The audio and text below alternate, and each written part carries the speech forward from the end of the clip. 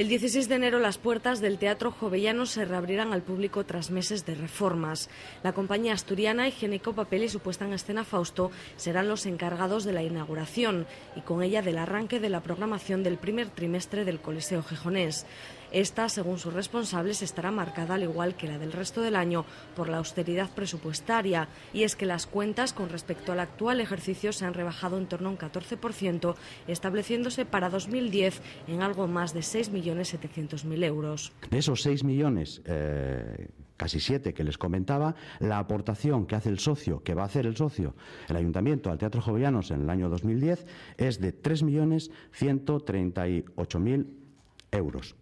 Es decir, aproximadamente un 47% es la aportación del socio a el funcionamiento general de la sociedad.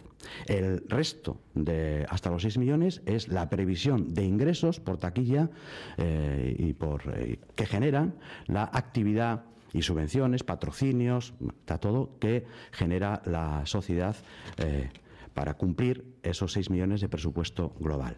La restauración todavía en marcha dentro del Teatro Jovellanos es, según sus responsables, muy clásica. La pincelada de color y de modernidad la aportarán las nuevas butacas. En torno a estos elementos, el concejal de festejos ha desmentido que el Consejo de Administración haya aprobado su apadrinamiento, aunque ha dejado claro que se contempla esta opción. No hay, recalco, ninguna decisión tomada, porque tenemos que todavía pensar en los matices, si es solo por el año 2010, si damos continuidad a quienes acepten esta idea para mantener esa fidelización o esa fidelidad al teatro durante más tiempo. Bueno, hay todavía algunos asuntos que tenemos que ir ordenando y resolviendo antes de tomar una determinación en el seno del Consejo. Pero como uno de los integrantes del Consejo desveló el secreto que ampara las deliberaciones de ese Consejo que celebramos ayer, pues yo quería precisarles estas cosas diciéndoles, insisto, que es una sugerencia, una idea que estamos valorando en el Consejo de Administración del Teatro y que cuando se adopte la decisión, pues ya comunicaremos en qué consiste esa decisión. Por último, Sariego ha adelantado alguno de los platos fuertes de la programación de 2010.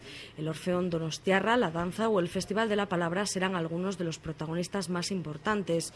Eso sí, la cita tradicional de Año Nuevo se desplazará al Teatro de la Laboral.